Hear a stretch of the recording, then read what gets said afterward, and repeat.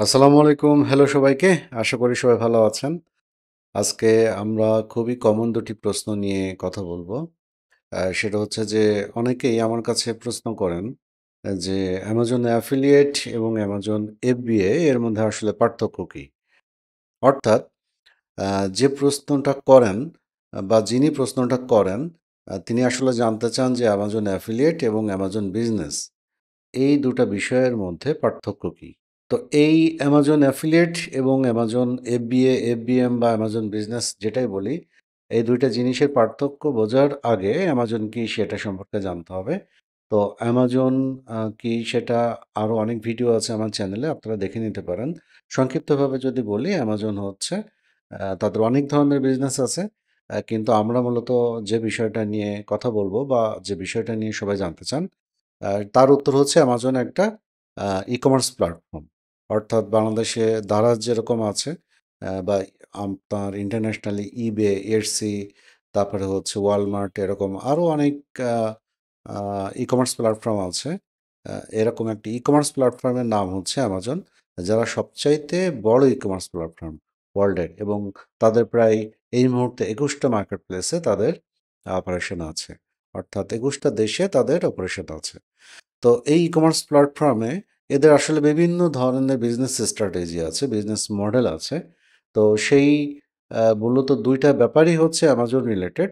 যেমন হচ্ছে Amazon affiliate যেটা আমরা বলছিলাম। সেটা হচ্ছে Amazon-এর এটা একটা অ্যাসোসিয়েট প্রোগ্রাম এবং এটা একটা রেফারেল প্রোগ্রাম। অর্থাৎ Amazon-এ যে মিলিয়নস অফ প্রোডাক্ট সেল হয়, টিভি, ফ্রিজ থেকে শুরু করে সাবান ও সরিষাটা পর্যন্ত এইসব যে প্রোডাক্ট সেল হয়, এই প্রোডাক্টগুলো তারা Amazon বিভিন্নভাবে কাস্টমারের কাছে পৌঁছানোর চেষ্টা করে। ধরেন একটা কাস্টমার যেকোনো একটা প্ল্যাটফর্মে, একটা সার্চ প্ল্যাটফর্মে সে হচ্ছে লিখে সার্চ দিতে পারে। ধরেন সে একটা টিভি কিনবে, তো সে লিখে সার্চ দিতে পারে বা তার মনে প্রশ্ন আসতে পারে যে ২০২৫ সাল বা ২০২৪ সালে সবচাইতে ভালো টিভি কোনটা? ফিচার কোনটা? সে হয়তো এটা লিখে সার্চ দিল। দেওয়ার পরে তখন হচ্ছে আ এই যে সার্চ যে ইঞ্জিনগুলা, আমি যদি বলি যে Google বা হচ্ছে আ Copilot বা Microsoft এর Edge অথবা আরো অন্যান্য যে প্ল্যাটফর্মগুলো আছে সার্চ ইঞ্জিন, সেখানে লিখে যদি সার্চ দেয় কেউ, তাহলে তাকে অবশ্যই শত, শত বা হাজার, হাজার বা লাখ, লাখ ওয়েবসাইটের একটা লিস্ট প্রোভাইড করবে। আ যেখানে হচ্ছে এই যে বেস্ট যে টিভি সে যেটা সার্চ দিয়েছে কাস্টমার, সেই টিভি সম্পর্কিত যত রিপোর্ট পাবে বা এই টিভি সম্পর্কিত যত ইনফরমেশন পাবে, বেস্ট ফিচার, বেস্ট টিভি ২০২৫ বা ২০২৪ সে সম্পর্কিত কিন্তু সার্চ হিস্ট্রিগুলা বা সার্চ রেজাল্টটা শো করার চেষ্টা করবে। Google বা হচ্ছে Microsoft এর Edge বা অন্যান্য যে আ ইয়ে আছে, সার্চ ইঞ্জিন আছে। এখন কথা হচ্ছে যে কিছু মানুষ আছে যারা Amazon থেকে প্রোডাক্ট কিনতে গেলে সরাসরি Amazon-এ যেয়ে আ এই টিভি লিখে বা বেস্ট টিভি লিখে সার্চ দেবে অথবা টিভির মডেল যদি সে জানে সেটা লিখে সার্চ দেবে। আর কিছু মানুষ আছে ১ম এ সে সার্চ দিবে Google বা অন্যান্য সার্চ ইঞ্জিন প্ল্যাটফর্মে যে কোন টিভি আসলে ভালো এবং সেটার ফিচারগুলো কী? এরপরে সে তার প্রয়োজন অনুযায়ী ফিচারগুলো মেলানোর চেষ্টা করবে যে তার আসলে কোন ধরনের টিভি প্রয়োজন। এরপরে সে Amazon-এ যেয়ে বা Walmart-এ যেয়ে বা eBay-তে যেয়ে সে কিন্তু তখন ওই টিভিটা খুঁজে বের করবে যে আসলে এই মডেলের যেটা সে সার্চ ইঞ্জিনে দেখে আসলো যে ভালো টিভি আ বা ফিচারগুলা ভালো, তার প্রয়োজনের সাথে মিলে যাচ্ছে। সেই টিভিটা Amazon-এ কত টাকা দাম বা হচ্ছে eBay-তে কত টাকা দাম, Walmart-এ কত টাকা দাম, এইভাবে সে মেলানোর চেষ্টা করবে বা কম্পেয়ার করার চেষ্টা করবে যে সে কোথা থেকে কিনবে। এখন কথা হচ্ছে যে এই যে Google-এ যে সার্চ দিল একজন কাস্টমার যে বেস্ট টিভি ফিচার 2025 অথবা 2024, তো এখানে যে ওয়েবসাইটগুলো দেখালো, এই ওয়েবসাইটগুলো আসলে কাদের? এই ওয়েবসাইটগুলো এখানে যে ফিচারগুলো লিখেছে, টিভির যে প্রস অ্যান্ড কনস যেগুলো লিখেছে বা ভালো সুবিধা-অসুবিধা যেগুলো লিখেছে, সেগুলো আসলে কে লিখেছে? এই ইনফরমেশনগুলো কে প্রোভাইড করেছে? এবং যদি এমন হয় যে একজন কাস্টমার এখানে একটা আর্টিকেল পড়লো কোনো একটা ওয়েবসাইটে যে এই টিভিটা হচ্ছে স্যামসাংয়ের বা অ্যাপেলের এই টিভিটা হচ্ছে ভালো, এবং ওইখানে সে ক্লিক করে ওই টিভির উপরের যে ইনফরমেশনগুলো আছে, ওই পেজটাতে যে ইনফরমেশনগুলো আছে, যে কোনো একটা লিঙ্কে ক্লিক করে সে সরাসরি অ্যামাজনে চলে আসলো। তাহলে তার জন্য আরও সহজ হয়ে গেল যে অ্যামাজনে কিন্তু ওই টিভিটা তাকে খুঁজে বের করতে হচ্ছে না। অথবা যদি এরকম হয় যে ওইখানে সে ৩ ধরনের বা ৩ টা ব্র্যান্ডের যে টিভি দেখলো, প্রত্যেকটাতে বিভিন্ন ওয়েবসাইটের লিঙ্ক দেওয়া আছে। ই-কমার্স প্ল্যাটফর্মের লিঙ্ক দেওয়া আছে। যেমন ধরেন যে অ্যামাজন হতে পারে, ইবে হতে পারে, ওয়ালমার্ট হতে পারে। তার যেটা পছন্দ সে সেখানে চলে গেল। সেই ওয়েবসাইটে সরাসরি ওই টিভির পেজটাতে বা লিস্টিং পেজটাতে চলে গেল। তাহলে কাস্টমারকে আর খুঁজে বের করতে হলো না। সে একটা ওয়েবসাইট থেকেই সে লিঙ্কটা পেয়ে গেল এবং সেখানে চলে গেল। এখন কথা হচ্ছে যে এই যে টিভি সম্পর্কিত ফিচার বা আর্টিকেলটা যিনি লিখেছেন, বিভিন্ন ইনফরমেশন কালেক্ট করে সুবিধা অসুবিধাগুলো লিখেছেন, এই ব্যক্তি হচ্ছে অ্যামাজন অ্যাফিলিয়েটর। অর্থাৎ এই ব্যক্তি অ্যামাজনের বা ওয়ালমার্টের বা ইবে সে যে কোম্পানির বা যে ই কমার্স প্ল্যাটফর্মের লিঙ্কটা সেখানে দিচ্ছে, সে ওই ই কমার্স সে সেই ব্যক্তি ওই ই কমার্স প্ল্যাটফর্মের অ্যাফিলিয়েটর। অর্থাৎ তার একটা অ্যাফিলিয়েট অ্যাকাউন্ট আছে। ধরে নেন যে সে অ্যামাজনের লিঙ্কটা ওখানে প্রোভাইড করছে। যে প্রোডাক্টের সে অ্যাফিলিয়েট করতে চায়, সেই সব প্রোডাক্টের অ্যাফিলিয়েট লিঙ্ক তৈরি করে সেই ব্যক্তি সেটার উপরে আর্টিকেল তৈরি করে তার নিজের ওয়েবসাইট হতে পারে বা বিভিন্ন ধরনের ইনফরমেটিভ ওয়েবসাইটে তার আর্টিকেল পাবলিশ করতে পারে। তো এই লিঙ্কে ক্লিক করে কোনো কাস্টমার যদি অ্যামাজন থেকে কোনো প্রোডাক্ট বাই করে, অর্থাৎ তার দেওয়া লিঙ্ক থেকে যদি বাই করে, একটা নির্দিষ্ট সময় থাকে ২৪ ঘন্টা বা ৪৮ ঘন্টা বা ৭২ ঘন্টা, এই সময়ের মধ্যে ওই কাস্টমার ওই প্রোডাক্ট অথবা অন্য যে কোনো প্রোডাক্ট, এটা হচ্ছে ই কমার্স প্ল্যাটফর্মে বিভিন্ন নিয়ম থাকে। তো নরমালি অ্যামাজনে যেটা হয় সেটা হচ্ছে যে ৭২ ঘন্টার মধ্যে বা ৪৮ ঘন্টার মধ্যে, একজ্যাক্ট আমার খেয়াল নাই, যে ওই লিঙ্কে যেয়ে ওই কাস্টমার যে কোনো প্রোডাক্ট কিনলেই কিন্তু সেটার একটা কমিশন এই যে অ্যামাজন অ্যাফিলিয়েটর সে কিন্তু পেয়ে যাবে। এখন কোনো কাস্টমার যদি একটা টিভি কেনে, ধরেন যে $২,০০০-৩,০০০, মানে বাংলাদেশী টাকায় প্রায় ২-৩ লাখ টাকা, এবং সেটার যদি হয়, কমিশন যদি হয় 10%, 15%, তাহলে সেটা কত টাকা হতে পারে, বা ইভেন 5% হলেও কত টাকা হতে পারে, সেটা আপনারা একটু ক্যালকুলেশন করে দেখতে পারেন। তো এরকম যদি কিছু, মানে এরকম একটা আর্টিকেল যদি লেখা যায় কোনো একটা প্ল্যাটফর্মে, এবং সেই প্রোডাক্ট নিয়ে সার্চ দিলেই যদি ওই ওয়েবসাইটটা মানুষের সামনে শো করে, অর্থাৎ গুগলের ১ নম্বর পেইজে শুরুর দিকে শো করে, তাহলে কিন্তু ভালো পরিমাণ কমিশন আর্ন করা যায়। এটা মূলত একটা জিরো ইনভেস্টমেন্টের বিজনেস বলা হয়। একদম পুরোপুরি জিরো ইনভেস্টমেন্ট না। অর্থাৎ আপনি যদি কোনো আর্টিকেল অন্য কোনো সাইটে, ব্লগ সাইটে পোস্ট করেন, সেটার জন্য হয়তো কোনো খরচ হবে না। কিন্তু যেটা হয় সেটা হচ্ছে যে অ্যামাজন অ্যাফিলিয়েট যারা করে, তারা মূলত নিশ ওয়াইজ নিজেদের ওয়েবসাইট বিল্ড আপ করে। অর্থাৎ, এবং সেগুলা র‍্যাংকিং করার চেষ্টা করে। অর্থাৎ ধরেন কেউ যদি টিভি নিয়ে আর্টিকেল লেখে, তাহলে হয়তো তার ওয়েবসাইটটা পুরোটাই হচ্ছে টিভি রিলেটেড ইনফরমেশন বা আর্টিকেল দিয়ে সবকিছু থাকবে, বা গ্যাজেট দিয়ে থাকবে। গ্যাজেট রিলেটেড অন্যান্য যে এগুলো আছে, টেকনোলজি বা অন্যান্য অ্যাক্সেসরিজ যেগুলো আছে, সেগুলো নিয়েই হয়তো তার ওয়েবসাইটটা তৈরি হবে। তো এরকম নিশ ওয়াইজ যখন ওয়েবসাইট তৈরি করা হয়, তখন মানুষ যখন সার্চ দেয়, তখন ওই ওয়েবসাইটটা শুরুতে যাওয়ার সম্ভাবনা থাকে। অর্থাৎ যত মাইক্রো নিশ এবং যত অ্যাকচুয়াল ইনফরমেশন, কোনো রং ইনফরমেশন দেওয়া যাবে না। এগুলোর আরও অনেক ব্যাপার-স্যাপার আছে র‍্যাংকিংয়ের, আমি সেগুলোতে যাচ্ছি না। মূলত কথা হচ্ছে যে একজন অ্যামাজন অ্যাফিলিয়েটর, সে হচ্ছে কোনো প্রোডাক্ট সেল করে না, যে মার্কেটিংয়ে হেল্প করে। অর্থাৎ অ্যামাজনের প্রোডাক্টকে সে প্রচার করে। কিভাবে করে? সে তার ওয়েবসাইটের মাধ্যমে করতে পারে, সে তার ইউটিউব চ্যানেলের মাধ্যমে করতে পারে, সে হচ্ছে অন্যান্য যে সোশ্যাল প্ল্যাটফর্ম আছে, টিকটক, সেখানে করতে পারে, ইনস্টাগ্রামে করতে পারে। লিঙ্ক যেখানেই সে দিবে, এই লিঙ্কের মাধ্যমে ওই প্রোডাক্ট যতই সেল হবে, ততই কিন্তু তার কমিশন বাড়তে থাকবে। এভাবে একজন অ্যামাজন অ্যাফিলিয়েটর অ্যামাজন থেকে কমিশন আর্ন করে। শুধু অ্যামাজন না, অন্যান্য যে ই-কমার্স প্ল্যাটফর্ম অলমোস্ট সব জায়গাতেই এই অ্যাফিলিয়েট যে অ্যাসোসিয়েট প্রোগ্রাম সেটা কিন্তু আছে। এটার সুবিধাগুলো কি, কি? এটার সুবিধা হচ্ছে যে আপনার কোনো ইনভেস্টমেন্ট নাই। যদি আপনি যেটা বললাম আরকি, 0 ইনভেস্টমেন্টেও আপনি কাজ করতে পারবেন চাইলে। এটার হচ্ছে প্রোডাক্ট, নিজের কোনো প্রোডাক্ট নাই। নিজের কোনো প্রোডাক্ট ডেলিভারি দেওয়ার কোনো কিছু নাই। এখানে বাড়তি আলাদা কোনো খরচ নাই। যেহেতু আপনার নিজের কোনো স্টোর লাগছে না, ইনভেন্টরি লাগছে না, ওয়্যারহাউস লাগছে না, প্রোডাক্ট ডেলিভারি করা লাগছে না। শুধুমাত্র আর্টিকেল পাবলিশ করবেন, আর্টিকেলের মধ্যে হচ্ছে ওই লিঙ্কগুলা দিবেন, ওখান থেকে কিনবে।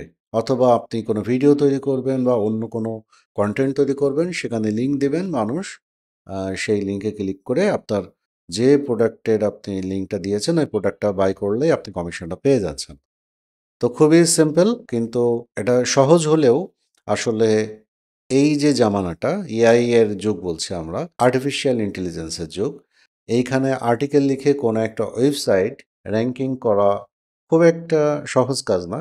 কারণ হচ্ছে আপনারা জানেন যে একসময় গুগলের যে অ্যালগরিদম ছিল, সেই অ্যালগরিদমে কিন্তু কোনো একটা ভালো আর্টিকেল দিলেই, ইনফরমেটিভ আর্টিকেল দিলেই মোটামুটি র্যাঙ্ক করা যেত।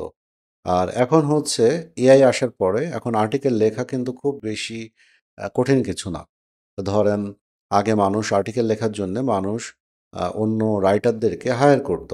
বিভিন্ন ফ্রিল্যান্সিং মার্কেট প্লেস যেমন ফাইবার, আপওয়ার্ক, এই ধরনের জায়গা থেকে মানুষ বিদেশি যেসব ইংলিশ স্পিকিং কান্ট্রি আছে, সেসব জায়গা থেকে মানুষ ফ্রিল্যান্সারদেরকে হায়ার করতো একটা ভালো কোয়ালিটির আর্টিকেল লেখানোর জন্য। অর্থাৎ আমাদের যেহেতু সেকেন্ড ল্যাঙ্গুয়েজ, সেহেতু হচ্ছে একটা ভালো আর্টিকেল লেখানোর জন্যে নেটিভ যে রাইটারগুলো আছে, যারা স্পিকিং ইংলিশে করে বা যারা হচ্ছে ইংলিশ স্পিকিং কান্ট্রি, সেখান থেকে একজন নেটিভ রাইটার হায়ার করতো খুব একটা ভালো আর্টিকেল লেখানোর জন্যে। কিন্তু এখন যে জামানা, সেই জামানায় আপনি চ্যাট জিপিটি পাচ্ছেন, তারপর হচ্ছে জেমিনি পাচ্ছেন, তারপর হচ্ছে ডিপসিক পাচ্ছেন। এদের মাধ্যমে কিন্তু আপনি খুব সুন্দরভাবে একদম নেটিভ রাইটার আছে, তাদের চাইতেও সুন্দর করে আপনি আর্টিকেল লিখে নিতে পারছেন এবং প্রয়োজনে আপনি সেগুলো আরও সুন্দর করে মার্জিতভাবে এডিট করে নিতে পারছেন, যেন কোনো ভুল না থাকে। সুতরাং ওই যে আর্টিকেল লিখে নেওয়া, যদিও পার্থক্য আছে, আমি সেই পার্থক্যের মধ্যে যাচ্ছি না। আমি বলতে যাচ্ছি, ধরেন আর্টিকেল লিখে নেওয়াটা এখন খুব বেশি বা তৈরি করাটা খুব বেশি ইজি। এক্ষেত্রে আপনি হয়তো একটা ওয়েবসাইট তৈরি করলেন, আপনি একটা প্রোডাক্টের হয়তো দিনে একটা আর্টিকেল দিতে পারছেন। আপনি ৫টা প্রোডাক্টে ৫টা ১০টা আর্টিকেল দিতে পারছেন। আপনি কতগুলা ম্যানুয়ালি আর্টিকেল লিখবেন? কিন্তু এখন দেখা যাচ্ছে যে শত, শত আর্টিকেল মানুষ লিখে ফেলছে নিমিষের মধ্যেই। সুতরাং সে র্যাঙ্ক করছে বা করছে কিনা বা এগুলোর র্যাঙ্ক করবে কিনা আমি সেই আলোচনায় যাচ্ছি না। আ মূলত ব্যাপারটা যেটা হচ্ছে সেটা হচ্ছে যে আর্টিকেলের অভাব নেই। শুধুমাত্র একটা ভালো আর্টিকেল লিখে গুগলে র্যাঙ্ক করতে পারবেন কিনা এই গ্যারান্টি আসলে নাই। এই গ্যারান্টি কিন্তু দেওয়া যাচ্ছে না। সুতরাং এআই আসার পরে দেখা গেছে যে আপনার যে অ্যাফিলিয়েট ওয়েবসাইটগুলো ছিল, অ্যাফিলিয়েট যারা করতো, যে অ্যাফিলিয়েট ওয়েবসাইট যেগুলো ছিল, সেই অ্যাফিলিয়েট ওয়েবসাইটগুলা খুব একদম রাতারাতি তারা কিন্তু তাদের র্যাঙ্কিং হারিয়েছে এবং গুগলের অ্যালগরিদম চেঞ্জ হয়েছে। গুগল এখন আরও স্ট্রিক্ট হয়েছে। আর্টিকেল কোনটা হচ্ছে এআই দিয়ে লেখা, কোনটা ম্যানুয়ালি লেখা, ইনফরমেশন কত পুরাতন, কত নতুন। আসলে গুগলের অ্যালগরিদম সম্পর্কে তারা কোনো ইনফরমেশন প্রকাশ করে না। কিন্তু দেখা গিয়েছে যে এআই আসার পরে এখন র্যাঙ্কিং যে কিভাবে করবে, এটা একটা এলোমেলো একটা অবস্থা। মানে কেউ কনফার্ম বলতে পারছে না যে একটা ম্যানুয়ালি হাতে লেখা আর্টিকেল দিলেই হচ্ছে তার ওয়েবসাইট র্যাঙ্ক করবে বা ওই আর্টিকেলটা র্যাঙ্ক করবে।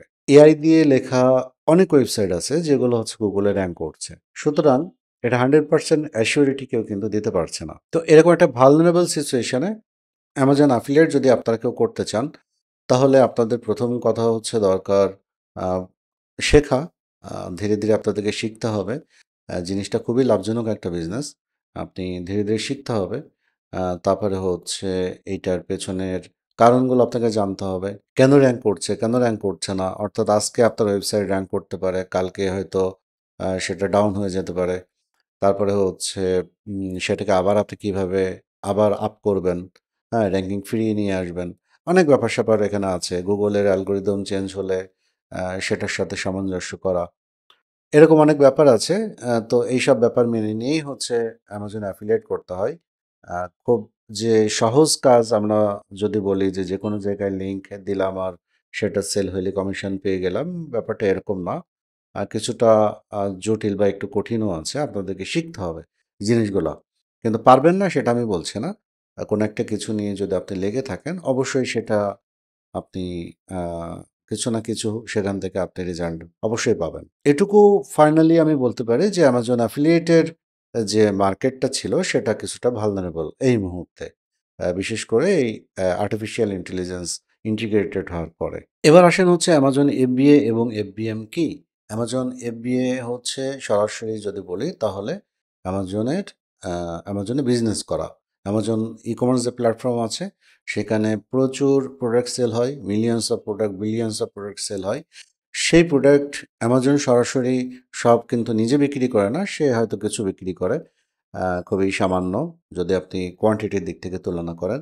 আর বাকি সব প্রোডাক্ট কিন্তু হয় ইন্ডিভিজুয়াল সেলার বিক্রি করছে, প্রাইভেট লেভেল সেলার অথবা কোনো না কোনো কোম্পানি সেল করছে। আমরাও চাইলে বাংলাদেশ থেকে এই FBA, FBM এগুলো হচ্ছে আমরা করতে পারি। আমাদের জন্য FBA-টা বেশি সহজ।